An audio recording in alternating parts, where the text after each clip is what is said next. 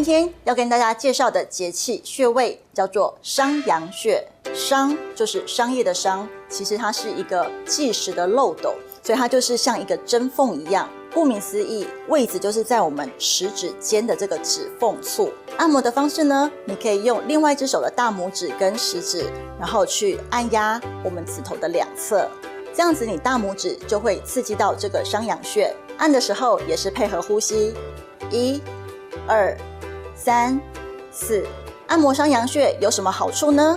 我们讲过，肺经从肺走到手之后接这个大肠经，商阳穴就是大肠经的起点，所以从大肠经过手，再走到对侧的这个鼻子旁边，这是大肠经的走向。所以这个穴位等于是肺经跟大肠经的交汇穴。肺部相关的症状，喉咙痛、咳嗽可以治；大肠相关的症状，便秘，或者你的个性很完美，容易紧张，上不出来，你就在厕所上面按这个3下到5下，就不会有便秘的困扰咯。